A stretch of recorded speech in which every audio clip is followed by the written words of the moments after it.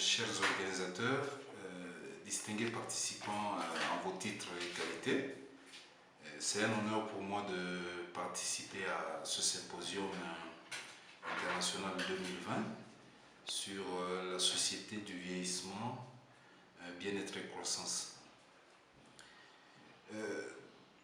C'est un plaisir de faire passer ce message qui, je suis sûr, atteindra une large couche de la population au travers de ce symposium.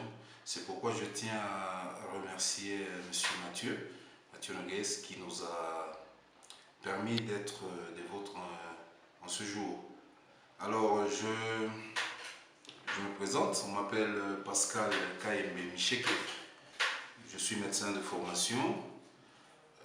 J'ai une expertise dans les urgences en santé humanitaire, dans l'hygiène, eau et assainissement aussi.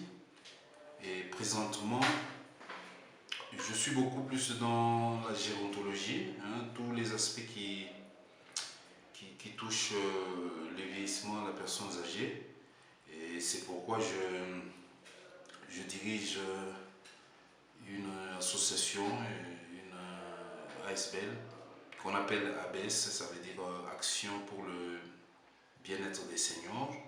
C'est une structure non gouvernementale. Nous œuvrons en République démocratique du Congo, plus précisément dans la province du Sud Kivu. On est dans l'accompagnement psycho-médico-social des personnes de troisième âge et spécialement aussi dans les milieux ruraux. Voilà pour la petite présentation. Alors, il m'a été demandé de présenter notre cœur de métier d'abord et dire ce que notre structure apporte aux seniors et en quoi cela contribue à leur bien-être. Et comment est-ce que les enjeux pendant ces temps ont évolué ces dernières années quant à notre expérience et comment on voit évoluer dans l'avenir.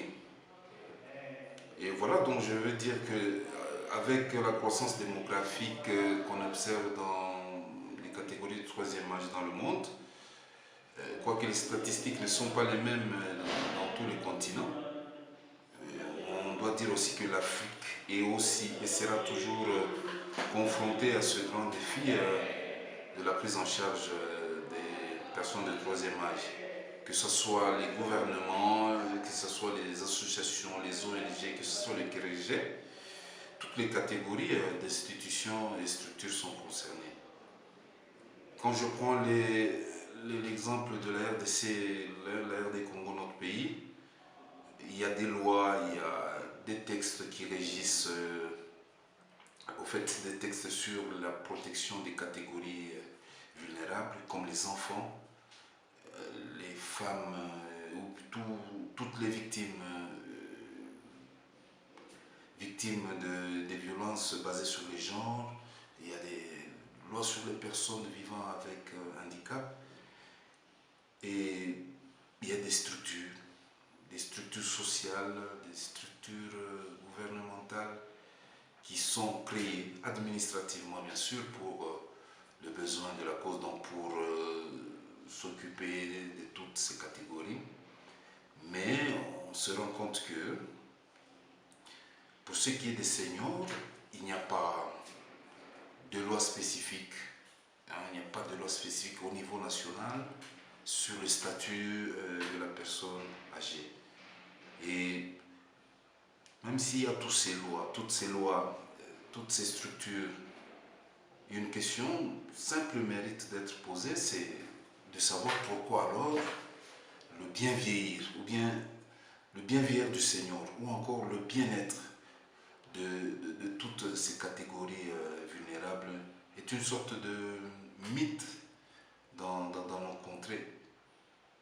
Et c'est comme ça qu'en s'impliquant de près dans la vie que mènent nos seniors et après plusieurs années passées à leur côté, il s'est dégagé quelque chose qui nous a poussé nous-mêmes et d'autres collaborateurs est des femmes vraiment engagées. Et nous avons tous compris la nécessité de s'engager et de nous rendre utiles par nos idées, nos connaissances, nos compétences diverses à la cause que nous voulons vous présenter succinctement au cours de cet entretien. Alors, qu'est-ce que nous avons constaté chez les seniors? Nous avons constaté que la majorité d'entre eux, ils vivaient dans la précarité, ce qui les amène dans la mendicité. Ceux qui ont travaillé durant leur vie d'avant-retraite, par exemple, on se rend compte que les services sociaux gouvernementaux ne s'occupent pas correctement d'eux. Ils ont des frais de retraite de misère, ils n'ont pas d'assurance maladie et la situation ou bien le climat sociopolitique lui-même du pays ne fait qu'empirer leurs conditions. Il y a des guerres, il y a eu des guerres, je voulais dire, il y a des rébellions, il y a des groupes armés qui pullulent, surtout dans les milieux ruraux où nous prestons. Il y a l'insécurité et la pauvreté. Et tout ça réuni, on se rend compte aussi que c'est la femme senior encore qui est la plus touchée. Et voilà dans tout ce qui vient d'être évoqué. Des fois quand nous sommes en conversation ou bien en atelier avec certains de nos amis, on nous dit toujours que le modèle africain de prise en charge des seniors est envié. Cette solidarité africaine légendaire dont on a vanté les mérites. Ah, mais aujourd'hui, il faut dire qu'on assiste aussi dans nos milieux à des seniors qui sont abandonnés, qui sont isolés, déplacés, internes, tout ça.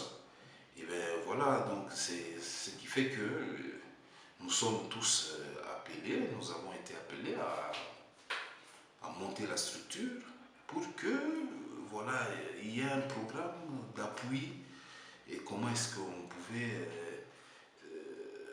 être utile et comment est-ce que notre structure pouvait améliorer leurs conditions de vie. Et c'est comme ça qu'au tout début,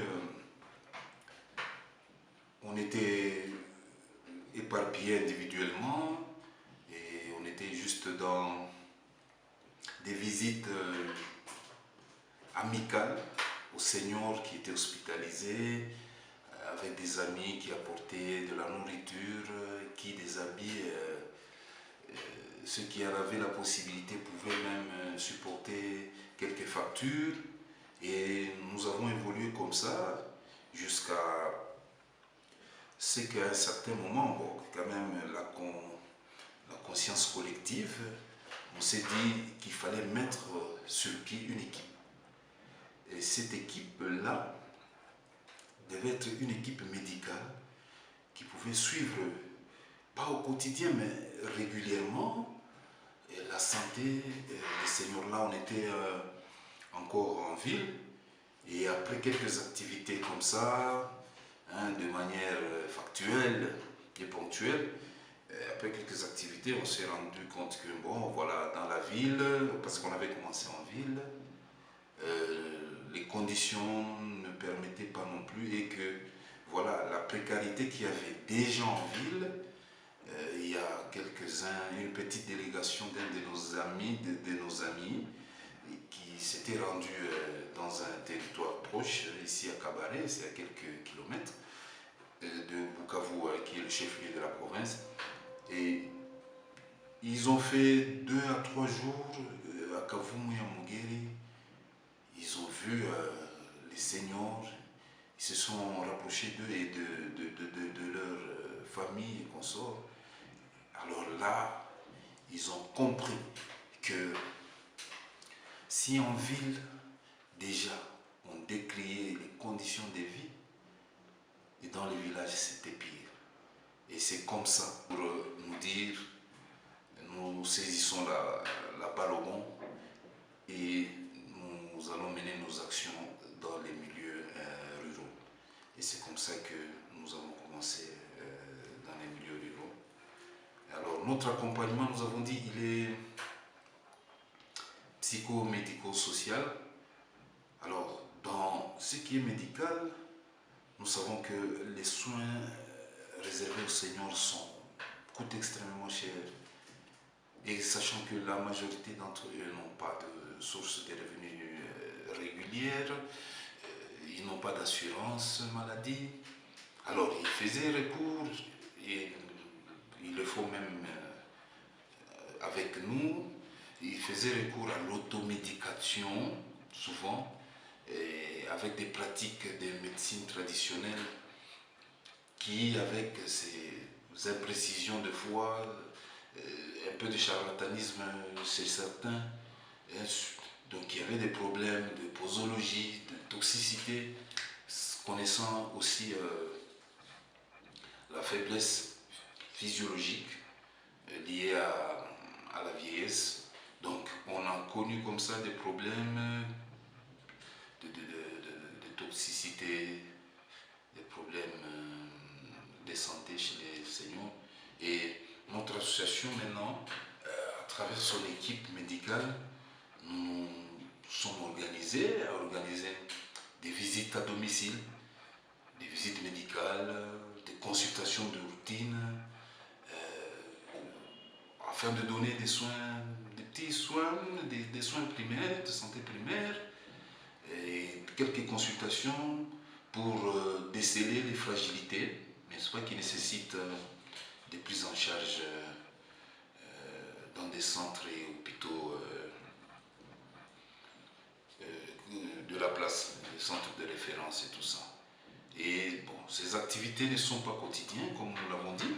C'est des activités qu'on peut programmer une fois le mois, 2 fois par semaine, connaissant les limites de nos budgets. Alors, l'association, dans ce domaine-là médical, nous sommes aussi dans la sensibilisation, hein, et les seniors et les membres de sa famille, tout ça. Et voilà, pour des problèmes urgents, par exemple, nous avons des équipes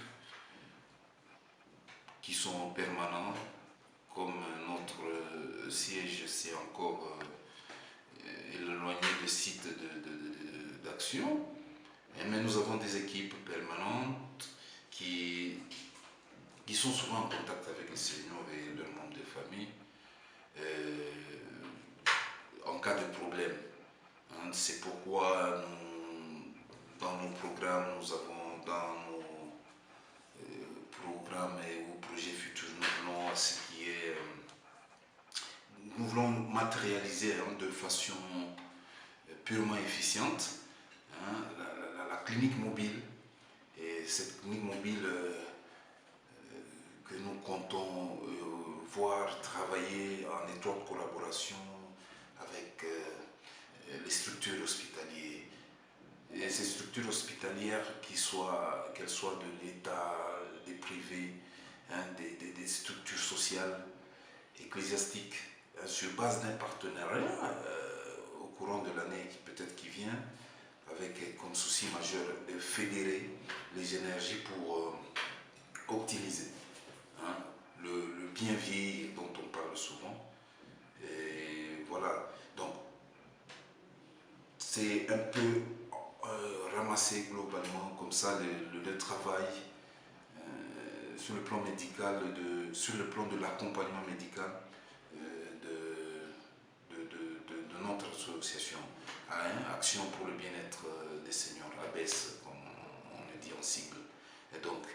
Et dans ce même ordre d'idée, on peut se dire aussi que la prévention occupe une grande place dans notre programme, sachant que nous sommes un peu limités par les moyens, donc elle est pour nous un moyen efficace pour réduire certaines maladies évitables chez les seniors, pour lutter contre la transmission des infections, des maladies épidémiques ou pandémiques comme la Covid qui est d'actualité. Donc, Bref, c'est une vision qui grandit au fil du temps en fonction des ressources humaines, matérielles, financières dont nous disposons. Et voilà, on appelle souvent les gens, on est ouvert afin que les gens puissent un peu comprendre. Et c'est même le but aussi de notre présentation ici. Et sur le plan social,